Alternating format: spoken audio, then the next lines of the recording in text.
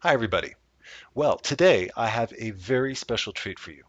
After months of grueling secrecy, I can finally announce the release of my latest book, Donuts, published by Kite Readers, written by the absolutely amazing children's author Julia Dweck, and of course, illustrated by me, Adam Duff.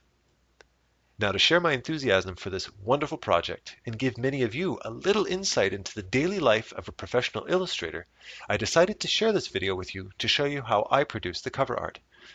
I wanted to take this opportunity to share some of my experiences working with Julia Dweck and some of the things you can come to expect when doing this type of work to help prepare you for your first project, of course. So grab a fresh cup of coffee, sit back and relax, and enjoy a short trip through the production of the cover art for Donuts.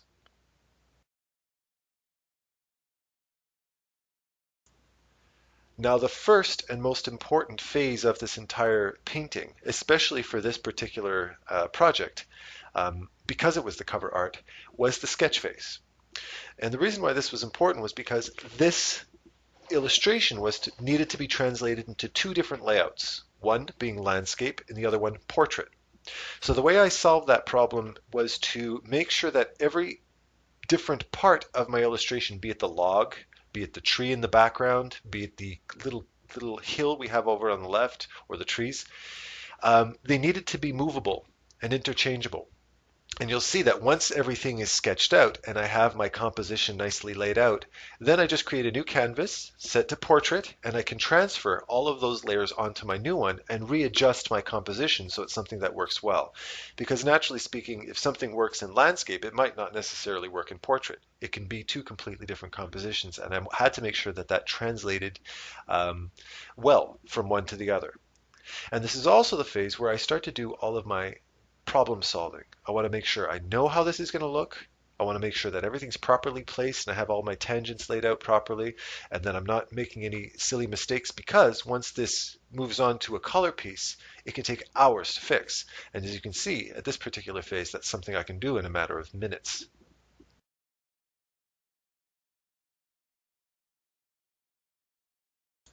Now, once I'm perfectly happy with my sketch and I feel confident that I can move forward with it, I start my blocking phase where I start blocking in the basic shapes.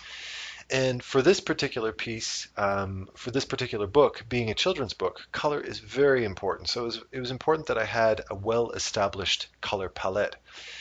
Now, in the case that you're working on a book, this is something that I strongly encourage, because you aren't only doing a single illustration, you're doing many illustrations. In this particular case, I did 16 pages. So if your color palette is random, then as your reader progresses through the book, they might feel like it's a different illustrator working on every different page. And you need this, in order for the story to tie in together smoothly, you need the colors and the images to tie in together smoothly as well. It needs to feel like you're watching a continuation of a story, as if you were watching a movie, that type of idea. And it's at this point as well that I make sure that I tweak my colors so that there's a nice balance, because these are the base tones. And if my base tones work, then I know I can apply shading and lighting and texture and all of these things, and I know that everything's going to go smoothly. If I wing it at this point, then of course, much like the sketch, it's something that's going to translate badly throughout the entire project.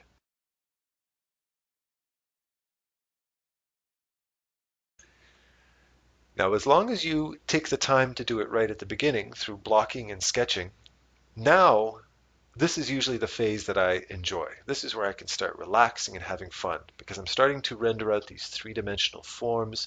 I'm starting to bring out certain textures, different surfaces. And it's at this point that I can put on music, I can relax, drink my coffee, and just meditate through the rest of this piece. Just enjoy it. Watch everything come to life.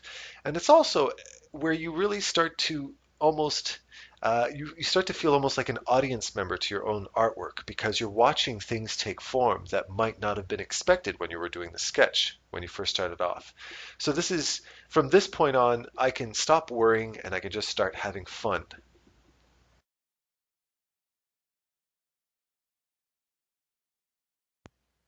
Now, once everything's fleshed out, I like to start what I call the detail phase. And that's where we start to tie together all of these geometric forms that we've created. And this is an especially important phase, especially when you're working on something that's organic, something that's found in nature. Remember that trees grow out of the grass and leaves grow from the trees.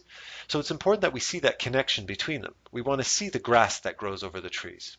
And it's also a very important time to explore hidden secrets, little gems, little treasures that you can share with your audience. Remember that nature is unpredictable. Sometimes moss grows out of trees. Sometimes we'll find a little patch of flowers that are just sitting there out of nowhere. And it's those little surprises that make things fun and enjoyable and furthermore beautiful for our audience. Remember that this story, these illustrations are going to live in the homes of these children. Parents are going to read these stories to their kids over and over again, hopefully, of course, right? And it's important that you take that little bit of extra time to put your heart into it, to make sure that everything down to the last little detail really evokes that image, that beauty, that story that you're trying to tell. And remember, this isn't my own project. These illustrations are based on the words of Julia Dweck. So for me, it was very important that I did this absolutely wonderful book justice. I didn't want to wing it. I want those words to translate into images. So that's why it's important that those days where you feel a little bit tired and, oh God, yeah, I've been working on this for so long, you brush yourself off, you make yourself a fresh cup of coffee, and you jump back into it full force. To add to the beauty, of course, and to make everything tie together, you'll notice that I threw in some warm tones, some oranges, some peaches, some reds, so on and so forth. And you're going to see that I actually throw in some blue into these hills in the background and that little indication of a house.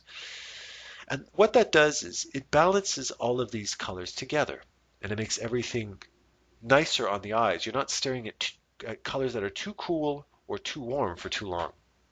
And of course, my favorite phase of all is lighting, because this is where you start to, of course, push the focal points and all of those technical things. But at the same time, what I focus on is establishing a mood.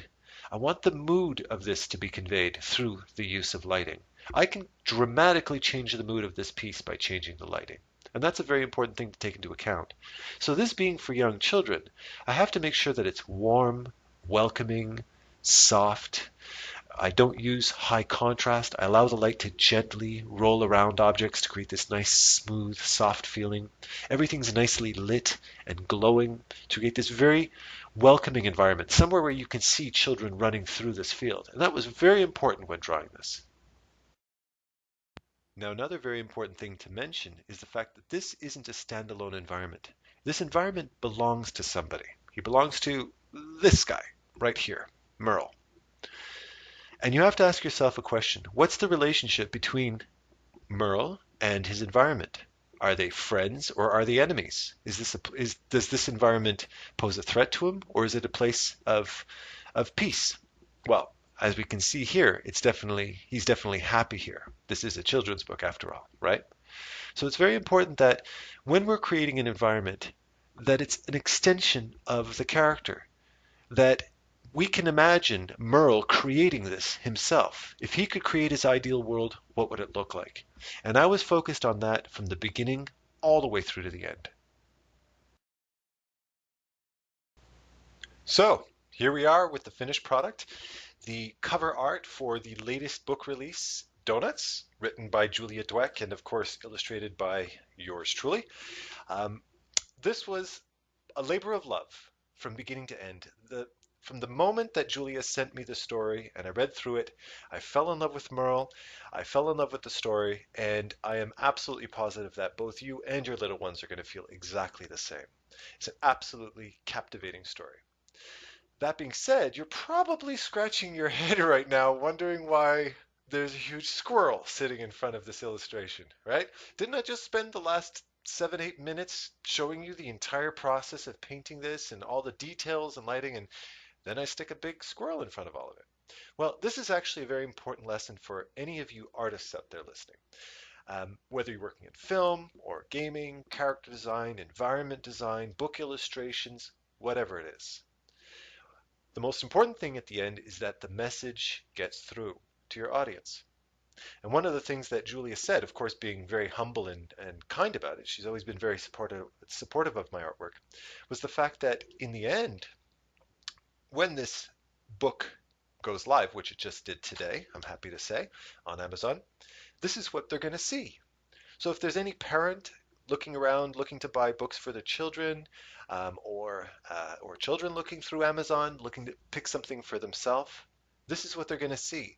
So naturally, our character, the center of our story, Merle, needs to be, big, needs to be visible. We need to be able to see his expression and see what's going on and know what the story's about.